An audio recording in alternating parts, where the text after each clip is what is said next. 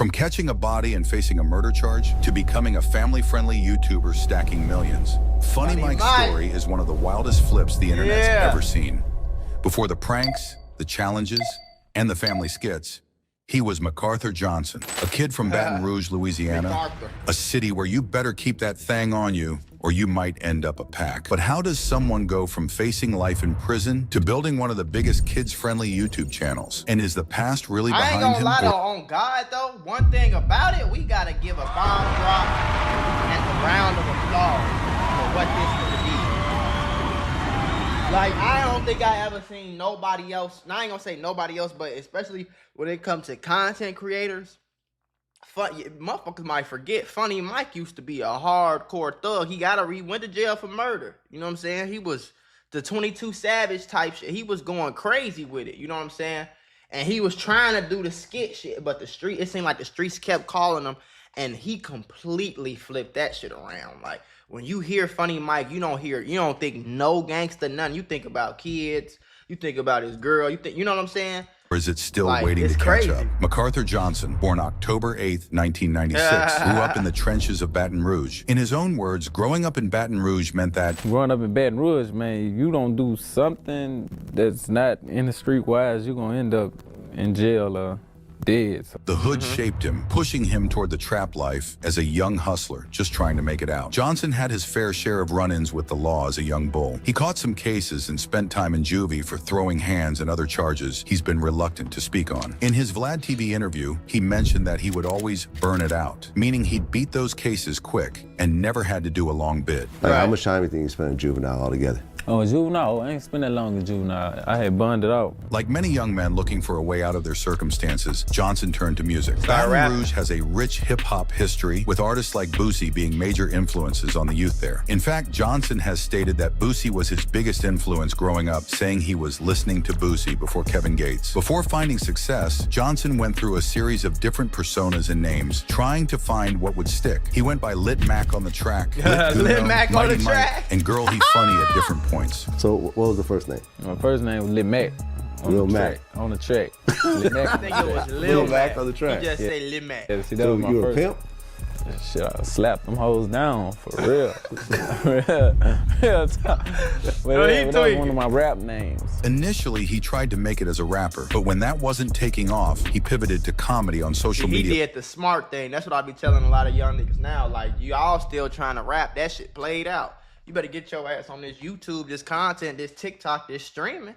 That's where the money is. Platforms like Vine and Instagram. His relatable comedy about family dynamics and childhood experiences started getting traction. Johnson explained that he started that after rapping wasn't taking off, seeing comedy as another potential path to success. After rapping wasn't taking off for me, you know what I'm saying? I started then to try to see what can I, get out of it, you know what I'm saying? But then shit just started going up, you know what I'm saying? So you get in the Instagram comedian thing, right? And one situation took off, on the Instagram. This hustle and willingness to adapt would eventually pay off, but not before a major controversy and legal trouble that nearly derailed everything. In 2016, when Atlanta rapper 21 Savage was gaining popularity, Johnson made a strategic move that would change his trajectory. During a freestyle, he dropped the line, "This ain't 21, this 22," and people caught on.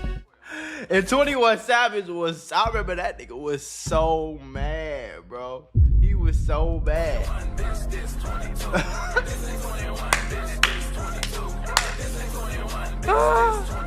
Seeing the reaction, he decided to adopt the persona of 22 Savage, a clear parody of 21 Savage. Yeah, it was just a freestyle with the woo. How did the freestyle go? I was like, this ain't 21, bitch, this 22. Well, skirt, woo. And then everybody just fucked with it. Johnson released a song called Jumpin' as 22 Savage, which quickly gained traction. The audio alone was racking up thousands of plays within hours. And when he dropped the video, it exploded, reaching millions of views. That's crazy. When you put out Jumpin', you put out his audio first. Yeah, it did numbers like overnight. Like it was doing numbers like the first hour it did 5,000. Like through the week, shit, it was like 50,000. So I'm knowing is doing something, so that's why I was like, yeah, we got to do a visual to it. Visual out, and it just popped off. The 22nd Savage character wasn't just a name. Johnson adopted a similar look and flow to 21 Savage, stretching his words in a similar cadence. When asked if this was intentional, Johnson kept it a buck and admitted, yeah, that was done on purpose. Just trying to fuck with him. He was straight trolling. Did you think that anything was really gonna pop off, or this was just another like? He was one of the original trolls. Really, when you think I didn't about really think it was gonna be big as what it is, but I knew it was just gonna do plays and shit, but I didn't really think it was gonna be big. It was what it was. But then you kind of look like 21 Savage a little bit. He do kind of look like him a little bit. The music industry and internet took notice. Blog posts started appearing about this 22 Savage character, and the controversy only fueled Johnson's growing fame. Many compared him to other artists who had found success through controversial imitation, like Young Thug with his Barter 6, playing off Lil Wayne's Carter series. What started as a parody soon escalated into a real beef. 21 Savage responded during a performance He was saying, so mad. Ain't no 22, ain't no 23.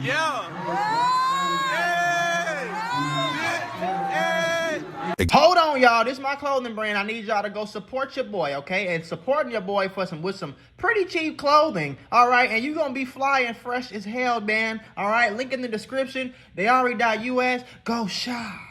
The copycat without directly addressing him. So you got on stage and said, ain't no 22, ain't no 23. Oh yeah, I seen that. I saw that. What'd you think? Ain't no 21, just 22, you know. Johnson took this as a challenge. In Ain't no interviews, he 21, claimed that shit. if 21 Savage had just ignored me, I would've stopped. eventually it would have just faded away. Yeah. Instead, the back and forth intensified. Because all you really had to do is just ignore you. Right. Eventually, Just it would have ignore just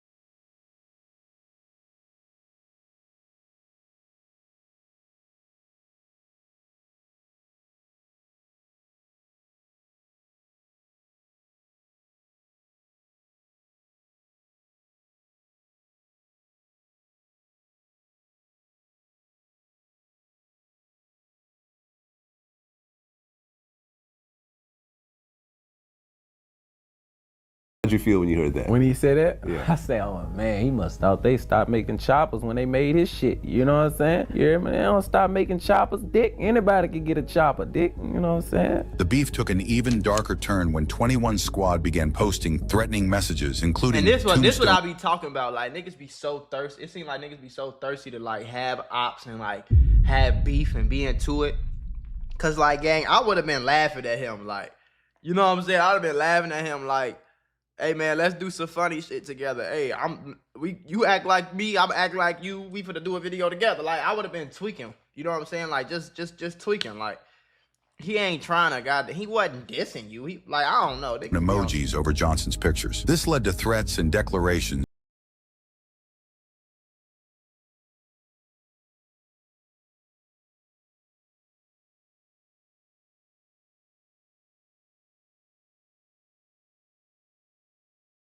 Again, you hear me? Cause that's when one of his homeboys, I don't know who he was, he put the little tombstones over my pictures, whoop the whoop, then no plug. He got the comment, he say something, so I added him. I say pull up, you know.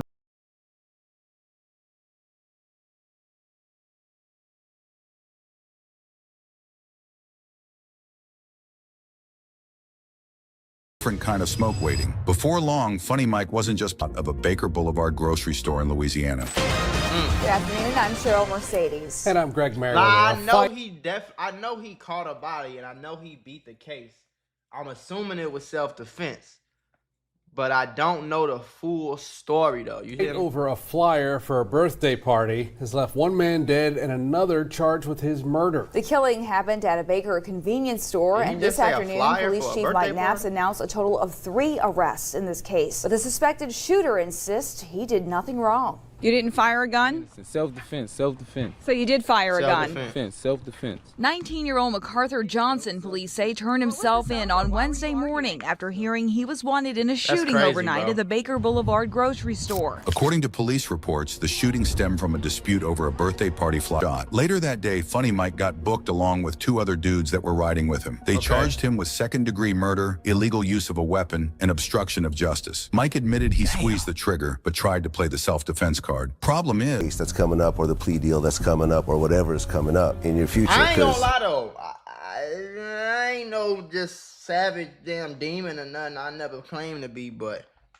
if I have to defend myself or my family or whatever the case is, like, I'm not gonna hesitate, and I ain't really gonna lose too much sleep. Like, I'm gonna be like, damn, I wish I ain't had to do that, but I ain't gonna be like, you know. one way or another, something's gonna have to happen. So how do you just get by day after day? I don't know. I don't think about it. Just fuck it. Fuck it.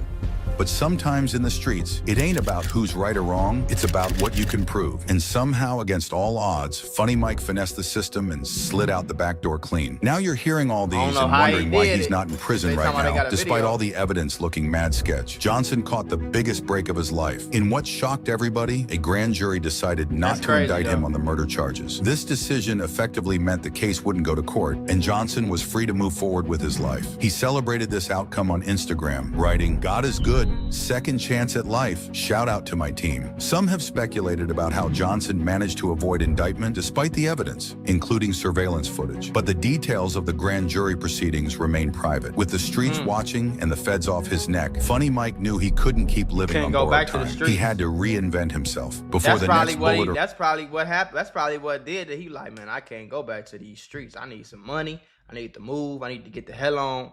And I need to stop doing, you know what I'm saying? Courtroom took him out for good. Following his legal troubles and the 22 Savage controversy, Johnson knew he needed to switch up his whole vibe. He eventually shelved the 22 Savage persona and fully embraced his new identity, Funny Mike. This wasn't actually a new wave, but rather a return to his comedic roots. Before the 22nd Savage character, he had already been building a following with comedy content. As 21 Savage explained in interviews, the comedy shit was working, so I guess he just went back to it. Did you convince him to drop the whole 22 Savage thing? I think he did that on his own, really. I ain't never asked him to stop.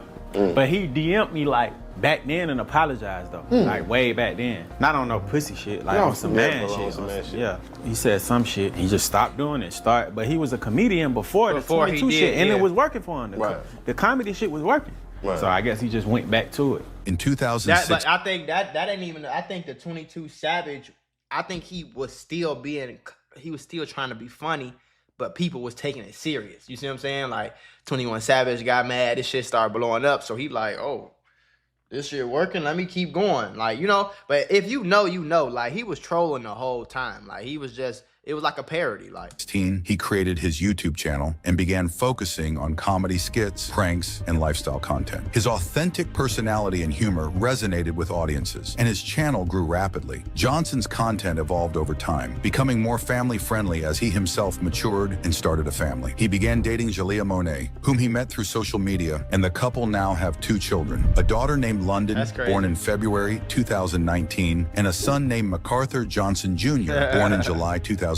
Today, Funny Mike has built a straight-up media empire. His main YouTube channel is pushing over 6 million subscribers. That's crazy. And he runs additional channels including Funny Mike Gaming, Funny Mike Skits, and the MJ Family channel with his girl Jalea, which has over 3 million subscribers by itself. His content now is all about pranks, challenges, and family vlogs, a complete 180 from his days as 22 Savage or his trouble with the law. He's estimated to be worth about 3 M's, all made legitimately. He probably make that a year. He's worth way more than that, bro. He's worth when you see these stats right here, and you see how it gets through his social media. Say 2 million to 14.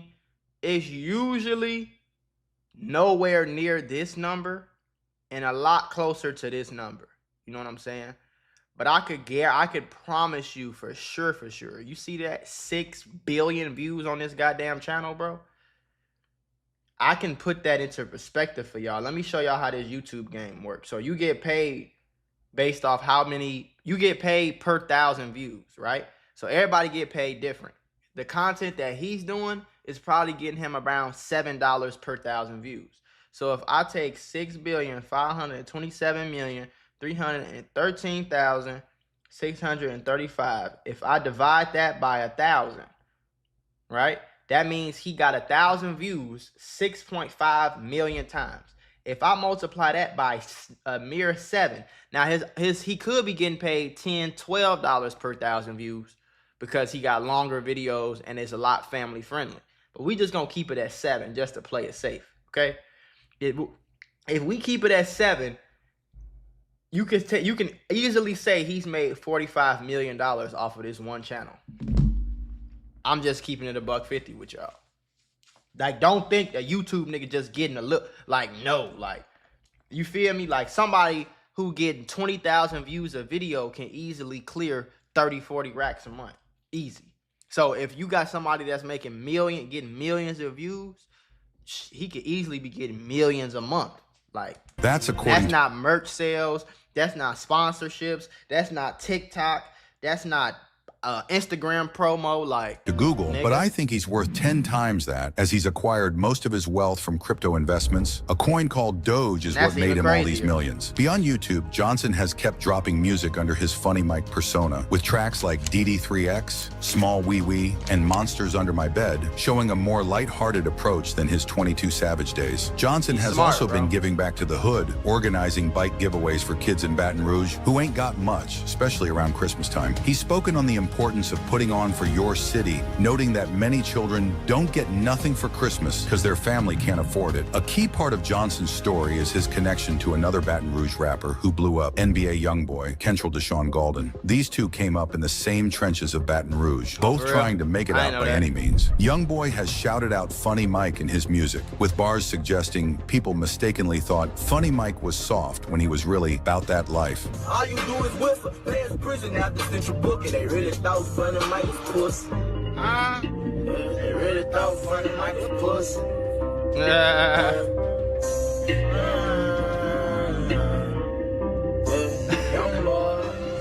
That's that old young boy this right there. This co-sign from one of the hottest rappers in the game adds another layer to Johnson's complex story and street credibility. Funny Mike's journey from the trenches of Baton Rouge to YouTube stardom is a story of transformation, second chances, and reinvention, straight up. While his past includes catching a body and controversial beef, he finessed his way into building a successful career as an entertainer. Today, the man once charged with murder creates content that millions of families watch daily. He's a father, entrepreneur, and content creator who's apparently left his troubled past behind. He really beat the system and changed his life around. His story raises mad questions about redemption, the justice system, and how people can switch up their whole lives. It also highlights the unique opportunities that platforms like YouTube provide for renovation and reaching audiences directly without traditional gatekeepers. Love him or hate him, Funny Mike's story shows that no matter how deep in the game you might be, there's always a chance to flip the script and make something positive happen.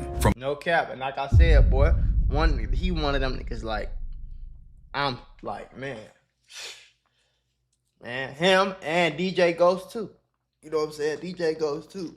And DJ Ghost being one of my biggest inspirations, just because I watched him do it with no collabs, and he was one of the only people who I rocked with simply off the fact that he ain't do no dick riding. He ain't collab with a whole bunch of niggas. He ain't piggyback off other people's shit. You know what I'm saying? He ain't had no gimmicks. It was literally just him. I used to love his vlogs. I used to love his reactions. I still do. You know what I'm saying? But that's really, honestly, that's my biggest inspiration when it comes to YouTube. So if it's one person I would want to collab with, it's two people. It's really only two people that I really, really, really want to collab with on some reaction type shit though. And that's Flight and DJ Ghost. You feel what I'm saying? So, but Funny Mike, I rock with Funny Mike. I want to do something with him too. You feel me? Real niggas, not whatever. I ain't even gonna get in all that. Yeah, that's it.